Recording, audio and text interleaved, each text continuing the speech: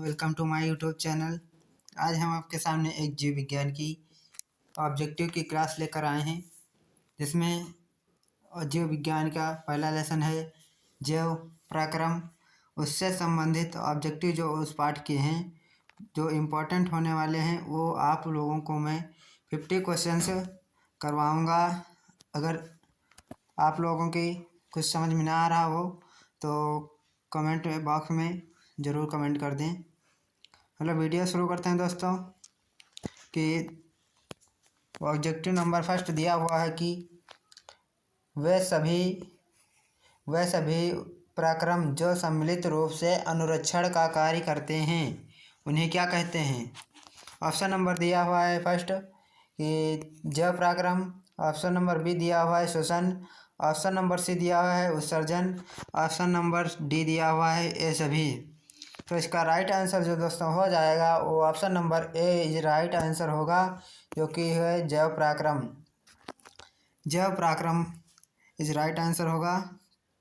अगला क्वेश्चन देखते हैं कि स्वपोषी जीव की कार्बन की तथा ऊर्जा की आवश्यकता किस प्रकार पूरी होती है। तो इसका ऑप्शन नंबर ए दिया हुआ है जैव प्रक्रम, ऑप्शन नंबर बी दिया हुआ है प्रकाश संश्लेषण, ऑप्शन नंबर सी दिया हुआ है उत्सर्जन, ऑप्शन नंबर डी दिया हुआ है श्वसन। तो इसका राइट आंसर जो होगा वो ऑप्शन नंबर बी जो प्रकाश संश्लेषण है राइट आंसर होगा। क्वेश्चन नंबर 3 लिखा हुआ है निम्नलिखित में से कौन सा एक कोशिकीय जीव है। ऑप्शन नंबर ए दिया हुआ है अमीबा, ऑप्शन नंबर बी दिया हुआ है पैरामीशियम, ऑप्शन नंबर सी दिया हुआ है यूग्लिना, ऑप्शन नंबर डी दिया है सभी। इसका राइट आंसर जो होगा option number D is right answer होगा, जो कि ये सभी होगा। क्योंकि अमीबा में एक कोशिकी होता है, क्योंकि अमीबा एक कोशिकीय जीव है, उसमें ये सारे जीव जो हैं वो एक कोशिकीय होंगे, अमीबा पैरामीशियम यूग्लिना, यानी कि ये सभी D option is right answer होगा। अगला क्वेश्चन दिया हुआ है कि स्वपोषी पोषण के लिए आवश्यक है। स्वपोषी पोषण के लिए आवश्यक है, तो इसके लिए ऑप्शन नंबर ए दिया हुआ है जल तथा कार्बन डाइऑक्साइड, और ऑप्शन नंबर बी दिया हुआ है क्लोरोफिल, ऑप्शन नंबर सी दिया हुआ है सूर्य का प्रकाश, और ऑप्शन नंबर डी दिया हुआ है ये सभी। तो इसका जो राइट आंसर हो जाएगा दोस्तों वो option number D is right answer होगा, क्योंकि सूर्य स्वपोषी पोषण के लिए जल तथा कार्बन डाइऑक्साइड तथा क्लोरोफिल और सूर्य का प्रकाश इन सभी की आवश्यकता होती है, तभी स्वपोषण की क्रिया होती है। प्रकाश संश्लेषण के लिए ये सभी तत्व आवश्यक होते हैं, इसलिए right answer D option number D is right answer होगा, जो कि सही है। क्वेश्चन नंबर 5 कह रहा है कि पादपों में जो कार्बोहाइड्रेट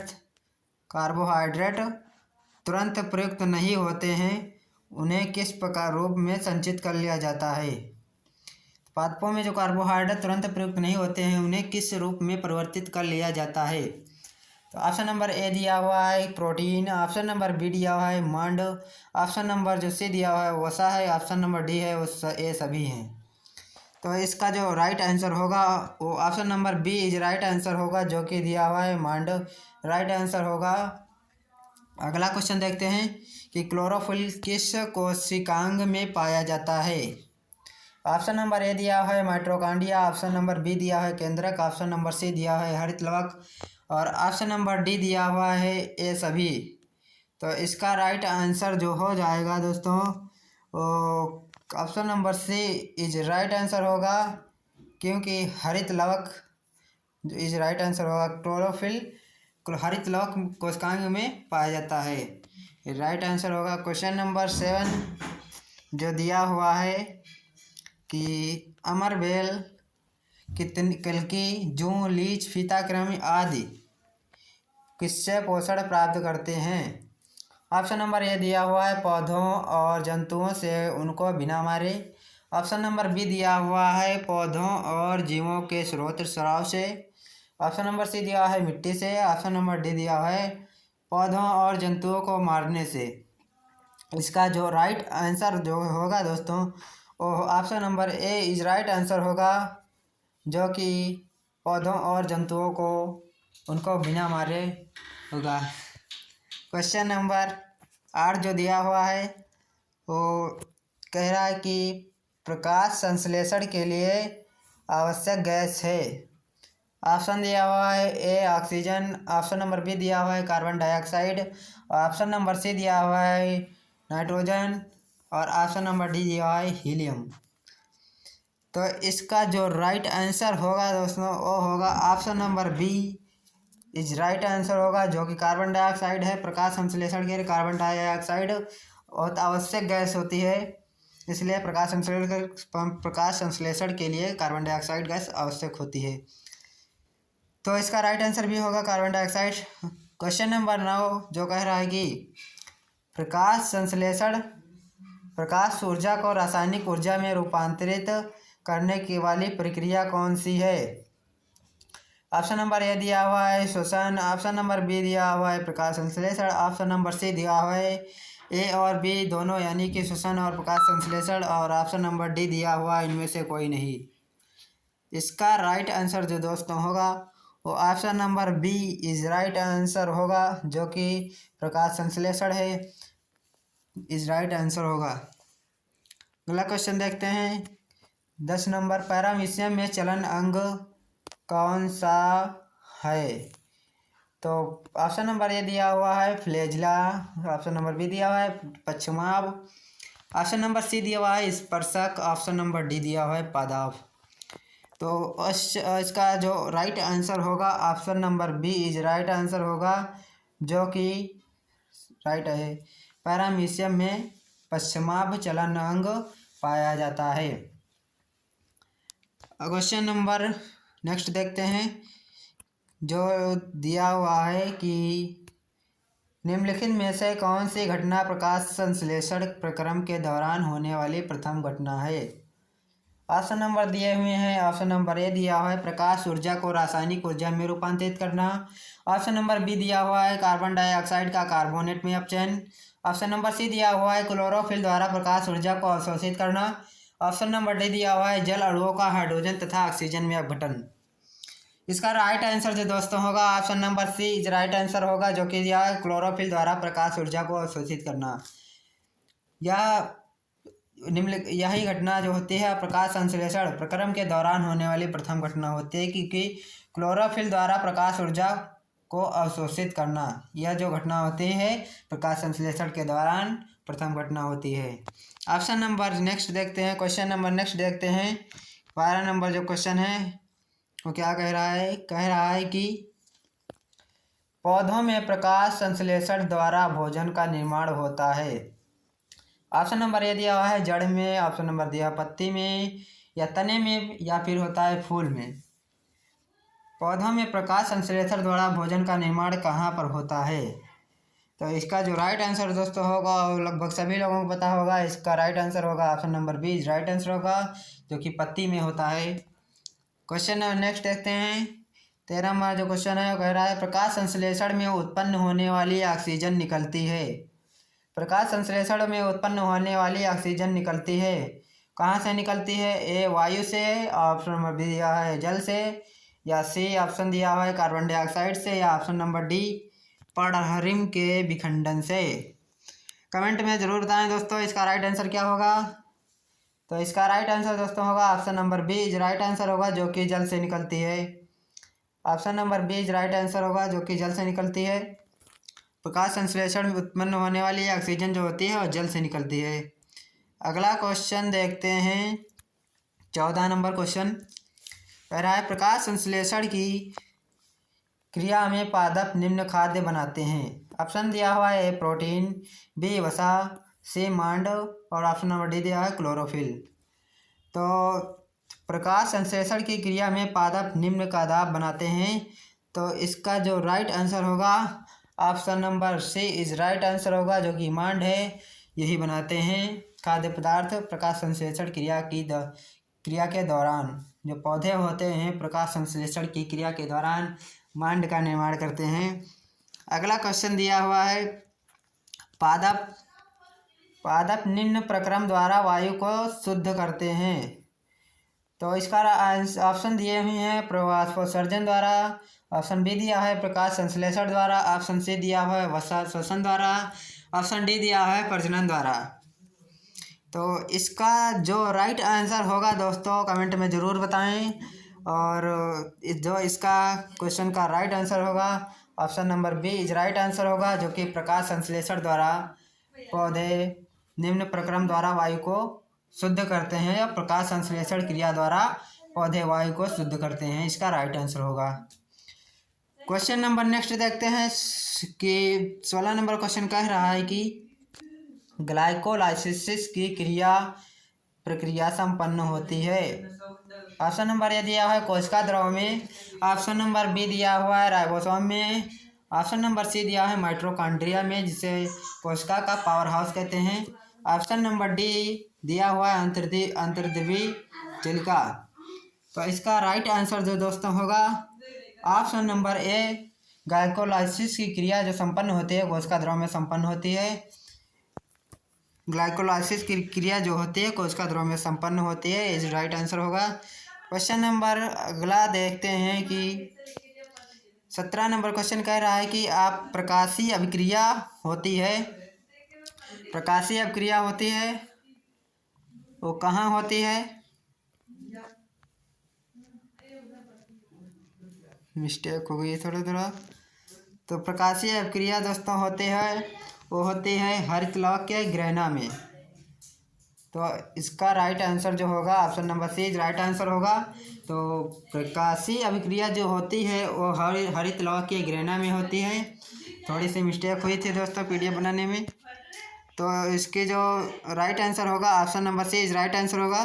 क्वेश्चन नंबर अगला देखते हैं 18 नंबर जो क्वेश्चन कह रहा है हरित लवक के स्ट्रोमा में कौन सी अभिक्रिया होती है? ऑप्शन नंबर दिया हुआ है ए प्रकाशीय अभिक्रिया, ऑप्शन नंबर दिया हुआ है बी अप्रकाशीय अभिक्रिया, ऑप्शन नंबर सी दिया हुआ है ए व बी दोनों, यानी कि अप्रकाशीय और अप्रकाशीय अभिक्रिया दोनों होती हैं। ऑप्शन नंबर डी दिया हुआ है इनमें से कोई नहीं।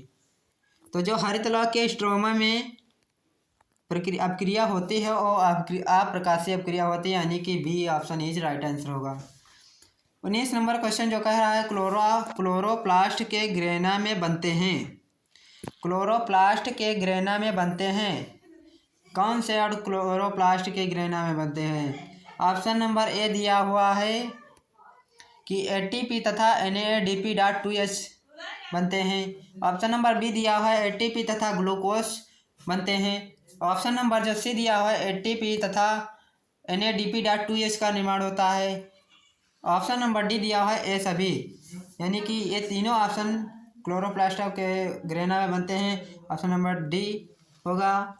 कमेंट में दोस्तों ज़रूर बताएं। इसका राइट आंसर जो होगा option number C right answer होगा, जो कि एटीपी तथा NADP.2H का निर्माण क्लोरोप्लास्ट के ग्रेना में होता है। अगला क्वेश्चन कह रहा है लार ग्रंथ से निकलने वाले रस को क्या कहते हैं? लार ग्रंथ से निकलने वाले रस को कहते हैं, बताइए दोस्तों कमेंट में बताइए ज़रूर। ऑप्शन नंबर ए दिया हुआ है एंजाइम कहते हैं, या प्रोटीन कहते हैं, या पित्तरस कहते हैं, या फिर लार कहते हैं, बताइए दोस्तों। तो जो लार ग्रंथ से निकलता है उसे लार रस ही कहते हैं, पित्तरस तो कहेंगे नहीं। क्वेश्चन में आगे बढ़ते हैं कि लार में कौन सा एंजाइम पाया जाता है, यानी लार में कौन सा एंजाइम होता है? ऑप्शन नंबर दिया हुआ है ए टाइलिन, बी दिया है पेप्सिन, ऑप्शन सी दिया है श्लेष्मा, और ऑप्शन सी दिया है ए सभी पाए जाते हैं। तो इसमें कौन सा राइट आंसर होगा दोस्तों? कमेंट में ज़रूर बताएं क्योंकि इससे हम जान जाएंगे कि कौन कौन देख रहे हैं हमारे वीडियो को। तो इसका जो राइट आंसर होगा लार में टाइलिन एंजाइम पाया जाता है, तो राइट आंसर होगा। अगला क्वेश्चन दिया हुआ है कि 22 नंबर जो क्वेश्चन है वो दिया हुआ है कि अमाशय से भोजन कहाँ प्रवेश करता है? अमाशय से भोजन कहाँ जाता है या कहाँ प्रवेश करता है? तो इसका ऑप्शन दिए हुए हैं क्षुद्रांत में, यकृत में, या परिशेषिका में, या फिर पित्त में। इसका राइट आंसर दोस्तों होगा ऑप्शन नंबर ए जो कि क्षुद्रांत में जाते हैं। अमाशय से भोजन क्षुद्रांत में जाता है। कुछ नेक्स्ट क्वेश्चन कह रहा है कि जीवों के द्वारा उपयोग में लाए जाने वाले जैव उत्प्रेरकों को क्या कहते हैं? जीवों के द्वारा उपयोग में लाए जाने वाले जैव उत्प्रेरकों को क्या कहते हैं? इसका ऑप्शन दिए हुए हैं ए हार्मोन, बी रस और सी ऑप्शन दिया हुआ है एंजाइम, ऑप्शन नंबर डी दिया हुआ है संश्लेषित पदार्थ। इसका राइट आंसर जो दोस्तों होगा option number C right answer होगा, जो कि एंजाइम राइट आंसर होगा। नेक्स्ट क्वेश्चन देखते हैं, शरीर में ग्लाइकोजन के रूप में क्या संचित होता है? ऑप्शन दिया हुआ है ए ऑप्शन दिया है खाए गए भोजन से उत्पन्न कुछ ऊर्जा, और ऑप्शन बी दिया है रक्त के द्वारा प्रदान की गई ऑक्सीजन, ऑप्शन सी दिया हुआ है श्वसन के द्वारा प्राप्त कार्बन डाइऑक्साइड और ऑक्सीजन का मिश्रण, ऑप्शन डी दिया हुआ है क्षुद्रांत द्वारा अवशोषित वसा। तो इसका राइट आंसर तो दोस्तों होगा ऑप्शन नंबर ए होगा, जो कि खाए गए भोजन से उत्पन्न कुछ ऊर्जा शरीर में ग्लाइकोजन के रूप में संचित होती है। नेक्स्ट क्वेश्चन देखते हैं कि 25 नंबर जो क्वेश्चन है, मानव अमाशय में कौन सा अम्ल उत्पन्न होता है? मानव अमाशय में कौन सा अम्ल उत्पन्न होता है? तो इसका ऑप्शन दिया हुआ है ए सल्फ्यूरिक अम्ल, और बी दिया हुआ है नाइट्रिक अम्ल, और सी दिया है हाइड्रोक्लोरिक अम्ल, और डी दिया हुआ है सिट्रिक अम्ल। तो इसका जो राइट आंसर दोस्तों होगा वो option number C right answer होगा, क्योंकि मानव शरीर आमाशय में जो अम्ल उत्पन्न होता है वो हाइड्रोक्लोरिक अम्ल होता है, और आमाशय में जठर ग्रंथियाँ पाई जाती हैं जिनसे जठर रस निकलता है, यह अम्लीय होता है। नेक्स्ट क्वेश्चन देखते हैं दोस्तों, 26 नंबर क्वेश्चन कह रहा है कि क्षुद्रांत के आंतरिक स्तर पर किस आकार के रसांकुर होते हैं? क्षुद्रांत के आंतरिक स्तर पर किस आकार के रसांकुर होते हैं? तो ऑप्शन दिया हुआ है ए अंगुली, और ऑप्शन नंबर बी दिया हुआ है हाथ, और ऑप्शन सी दिया हुआ है मुट्ठी, और ऑप्शन डी दिया हुआ है पैर। Option number A is right answer होगा, क्योंकि क्षुद्रांत की आंतरिक जो संरचना होती है या स्तर होता है और रसांकुर जो होते हैं अंगुली के आकार के होते हैं। और ऑप्शन नंबर क्वेश्चन नंबर 27 जो दिया हुआ है वो निम्न में से कौन सा विटामिन केवल जल में घुलनशील है? कमेंट में बताइए दोस्तों, कौन सा विटामिन जल में घुलनशील है? ऑप्शन दिए हैं ऑप्शन ए विटामिन ए, और विटामिन बी, विटामिन डी और विटामिन ई। इसमें से कौन सा विटामिन जो है वो जल में घुलनशील है? कमेंट में ज़रूर बताएं दोस्तों। तो इसका राइट आंसर जो होगा option number B right answer होगा, क्योंकि जल में घुलनशील होता है विटामिन बी। नेक्स्ट क्वेश्चन देखते हैं, मैं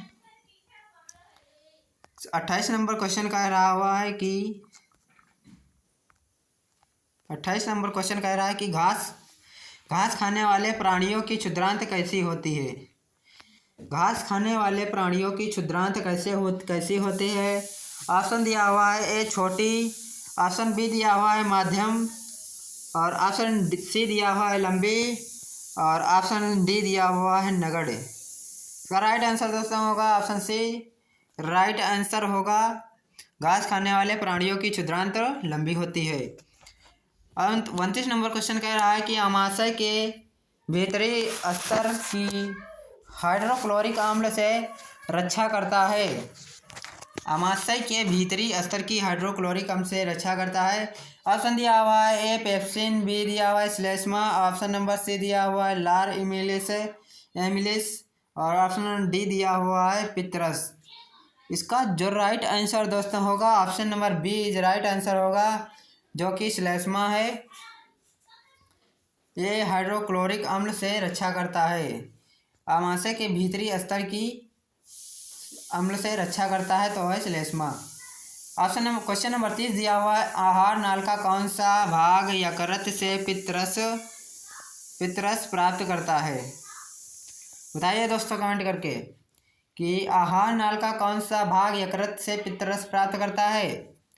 ऑप्शन ए दिया हुआ है अमाशय, ऑप्शन बी दिया है क्षुद्रांत या बृहदांत्र, या फिर ऑप्शन डी दिया हुआ है आहार नाल। इसका जो राइट आंसर होगा दोस्तों option number B right answer होगा, जो कि दिया हुआ है क्षुद्रांत राइट आंसर होगा। क्वेश्चन नंबर 1 दिया है आहार नाल में भोजन अधिकांशतः कहाँ पचता है? ऑप्शन ए या अमाशय, मुख या बृहदांत्र या फिर क्षुद्रांत। इसका जो राइट आंसर दोस्तों होगा वो option number D is right answer होगा, जो कि क्षुद्रांत है। क्षुद्रांत में आहार नाल में भोजन अधिकांशतः क्षुद्रांत में ही पचता है। क्वेश्चन नंबर नेक्स्ट देखते हैं 32 नंबर क्वेश्चन, जो कह रहा है कि मानव के पाचन तंत्र में सबसे बड़ी ग्रंथि है। मानव के पाचन तंत्र में सबसे बड़ी ग्रंथि कौन सी होती है? ऑप्शन नंबर दिया है यकृत, ऑप्शन नंबर बी दिया हुआ है लार ग्रंथि, या ऑप्शन नंबर सी दिया हुआ है अग्नाशय या फिर जठर ग्रंथि होती है। तो मानव के पाचन तंत्र में सबसे बड़ी ग्रंथि है कौन सी होती है बताइए दोस्तों? तो इसका राइट आंसर जो होगा यकृत होता है। मानव के पाचन तंत्र में सबसे बड़ी ग्रंथि होती है यकृत। और नेक्स्ट क्वेश्चन देखते हैं। अमाशय से क्षुद्रांत में भोजन का जाना किसके द्वारा नियंत्रित होता है? ऑप्शन ए दिया है वाल्व, ऑप्शन बी दिया है पायलोरिक अवरोधनी, ऑप्शन सी दिया है दीर्घरोम, ऑप्शन डी दिया है ये सभी। बताइए दोस्तों कमेंट करके अमाशय से क्षुद्रांत में भोजन का जाना किसके द्वारा नियंत्रित होता है? Option number B is right answer होगा दोस्तों, पायलोरिक अवरोधनी के द्वारा नियंत्रित होता है। कोई नेक्स्ट क्वेश्चन देखते हैं। अग्नाशयिक रस में निम्न में से कौन से एंजाइम पाए जाते हैं? ऑप्शन नंबर ए दिया हुआ है एमाइलेज और लाइपेज, ऑप्शन नंबर बी दिया है सुक्रोज और एमाइलेज, ऑप्शन सी दिया है पेप्सिन और ट्रिप्सिन, ऑप्शन नंबर डी दिया हुआ है ट्रिप्सिन और लाइपेज। इसका राइट आंसर होगा दोस्तों option number B right answer होगा, जो कि सुक्रोज और एमाइलेज राइट आंसर होगा। नेक्स्ट क्वेश्चन देखते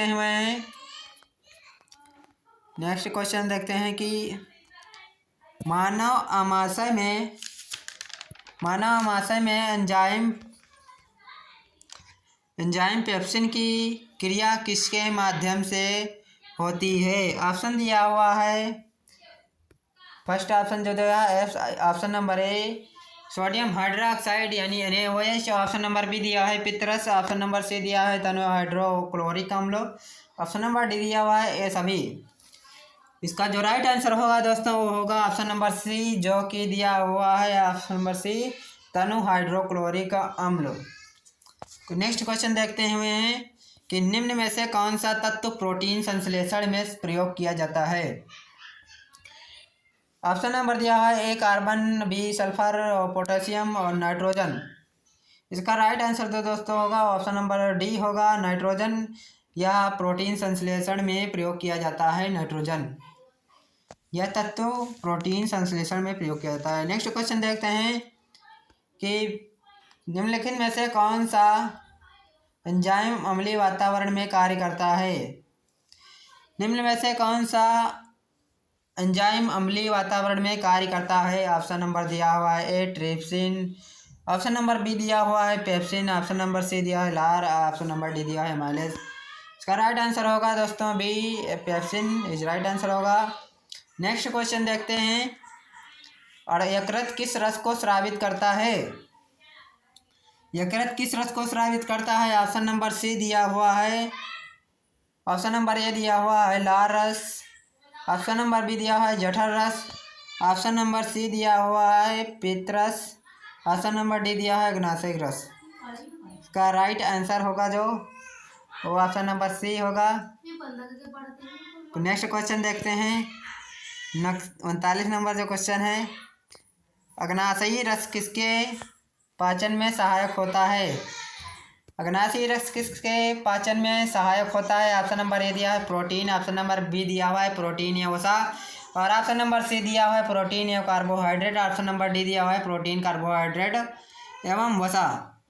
इसका जो राइट आंसर होगा वो जो होगा option number D is right answer होगा, जो कि प्रोटीन, कार्बोहाइड्रेट एवं वसा होता है, वह अग्नाशयी रस के पाचन में सहायक होती है। प्रोटीन, कार्बोहाइड्रेट एवं वसा अग्नाशयी रस के पाचन में सहायक होती है।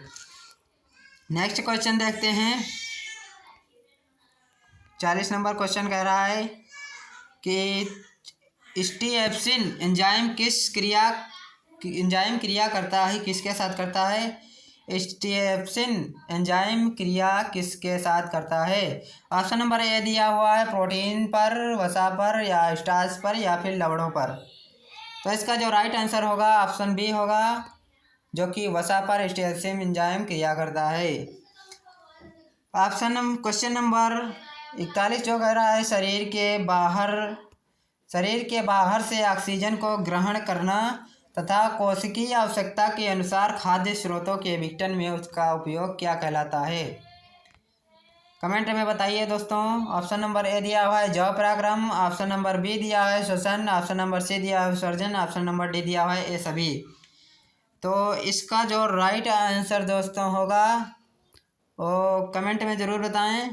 तो इसका जो राइट आंसर होगा option number B right answer होगा, जो कि शरीर के बाहर से ऑक्सीजन को ग्रहण करता है तथा कोशिकीय आवश्यकता के अनुसार खाद्य स्रोतों के विघटन में उपयोग श्वसन कहलाता है। नेक्स्ट क्वेश्चन देखते हैं। किसके निर्माण से होने से हमारी पेशियों में खिंचाव हो जाता है? किसके निर्माण होने से हमारी पेशियों में खिंचाव हो जाता है? ऑप्शन दिया हुआ है सिट्रिक अम्ल, ऑप्शन बी दिया है लैक्टिक अम्ल, ऑप्शन नंबर सी दिया है सल्फ्यूरिक अम्ल यानी कि H2SO4, ऑप्शन नंबर डी दिया है ऑक्जेलिक अम्ल। तो इसका राइट आंसर जो दोस्तों होगा वो option number B is right answer होगा, क्योंकि लैक्टिक अम्ल के निर्माण होने से हमारी पेशियों में खिंचाव हो सकता है। नेक्स्ट क्वेश्चन देखते हैं। गैसों के विनिमय के लिए फेफड़ों में सतह कौन प्रदान करता है? तो गैसों के विनिमय के लिए फेफड़ों में सतह कौन प्रदान करता है? ऑप्शन नंबर ए दिया हुआ है फुफ्फुस, ऑप्शन नंबर बी दिया है श्वसन नली, ऑप्शन सी दिया हुआ है कोशिका, ऑप्शन डी दिया हुआ है डायफ्राम। तो इसका राइट आंसर जो दोस्तों होगा ऑप्शन नंबर सी होगा, यानी कि कोशिका गैसों के विनिमय के लिए फेफड़ों में सतह प्रदान करती है। नेक्स्ट क्वेश्चन देखते हैं कि मानव में श्वसन वर्धक कौन सा होता है? मानव में श्वसन वर्धक कौन सा होता है? ऑप्शन ए दिया हुआ है फाइटोक्रोम या साइटोक्रोम या फिर हीमोग्लोबिन, या इनमें से कोई नहीं। दोस्तों कमेंट में ज़रूर बताएं इसका राइट आंसर क्या होगा। तो इसका राइट आंसर होगा हीमोग्लोबिन मानव में श्वसन वर्धक होता है, जिसे इसमें यह लाल रक्त कणिकाओं में पाया जाता है। नेक्स्ट क्वेश्चन देखते हैं। फुफ्फुस में रुधिर से कौन सी गैस अलग होती है? फुफ्फुस में रुधिर से कौन सी गैस अलग होती है? ऑक्सीजन या फिर कार्बन डाइऑक्साइड या फिर सल्फर डाइऑक्साइड, या फिर ऑप्शन नंबर डी दिया हुआ है NH3 यानी कि अमोनिया। तो इसका जो राइट आंसर होगा वो option number B is right answer होगा, क्योंकि फुफ्फुस में रुधिर से कार्बन डाइऑक्साइड गैस अलग होती है।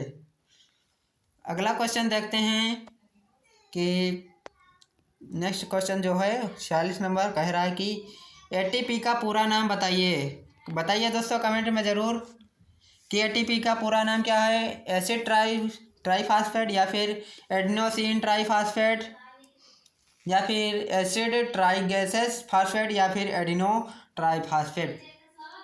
का राइट आंसर जो दोस्तों होगा ऑप्शन नंबर बी होगा, एडिनोसिन ट्राईफास्फेट।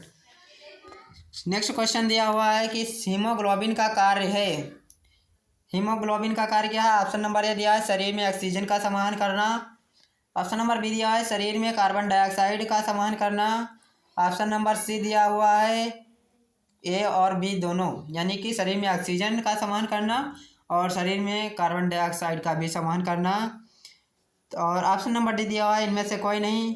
तो इसका जो राइट आंसर होगा option number C is right answer होगा, क्योंकि शरीर में ऑक्सीजन और कार्बन डाइऑक्साइड का दोनों का संवहन जो करता है वो हीमोग्लोबिन करता है।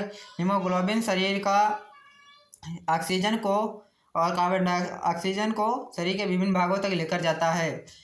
कार्बन डाइऑक्साइड का संवहन और ऑक्सीजन का संवहन हीमोग्लोबिन करता है। और नेक्स्ट क्वेश्चन देखते हैं कि ऊर्जा की मुद्रा है, ऊर्जा की मुद्रा है, बताइए दोस्तों कमेंट में। बहुत इजी क्वेश्चन है। ऊर्जा की मुद्रा है माइटोकॉन्ड्रिया, ग्लूकोज या फिर एटीपी या फिर पायरुवेट। इसका राइट आंसर होगा option number C, ATP. ATP right answer होगा। ऊर्जा की मुद्रा एटीपी होती है। नेक्स्ट क्वेश्चन दिया है कि पादपों में गैसों का आदान प्रदान किसकी सतह से होता है? पादपों में गैसों का आदान प्रदान किसकी सतह से होता है? ऑप्शन ए दिया है तनों से, जड़ों से या पत्तियों से, या फिर ऑप्शन नंबर डी यह सभी से होता है। तो पादपों में ऑक्सीजन का संवहन जो होता है option number C is right answer होगा, पत्तियों से होता है। इसका राइट आंसर होगा ऑप्शन क्वेश्चन नंबर 50 जो दिया हुआ है, फुफ्फुस धमनियों से अशुद्ध रुधिर चला जाता है। फुफ्फुस धमनियों से अशुद्ध रुधिर चला जाता है। ऑप्शन दिया हुआ है हृदय में, या फिर ऑप्शन बी दिया है रुधिर में, फेफड़ों में, या फिर ऑप्शन सी दिया है शरीर की अग्र पश्चिम महाधमनी में। ऑप्शन डी दिया हुआ है दाएं अलिंद में। इसका जो राइट आंसर होगा option number B is right answer होगा, क्योंकि फेफड़ों में चला जाता है। फुफ्फुस धमनियों से अशुद्ध रुधिर फेफड़ों में चला जाता है। इसका राइट आंसर होगा। कौन सी, नेक्स्ट क्वेश्चन दिया हुआ है कि कौन सी शिरा में शुद्ध रक्त प्रवाहित होता है? कमेंट में जरूर बताएं। नेक्स्ट को ये जो लास्ट क्वेश्चन दिया हुआ है हमारे वीडियो के अंत में, 51 नंबर क्वेश्चन, ये इसका राइट आंसर क्या होगा दोस्तों? इसका राइट आंसर होगा जो ऑप्शन नंबर ए होगा, पल्मोनरी शिरा में शुद्ध रक्त प्रवाहित होता है। तो वीडियो कैसी लगी दोस्तों? हमारे इस चैनल से जुड़ें और इसी तरीके की इम्पोर्टेंट वीडियो पाने के लिए हमारे चैनल को सब्सक्राइब करें और लाइक करें और सब्सक्राइब करें, और ज़्यादा से ज़्यादा अपने दोस्तों को भी शेयर करें। धन्यवाद।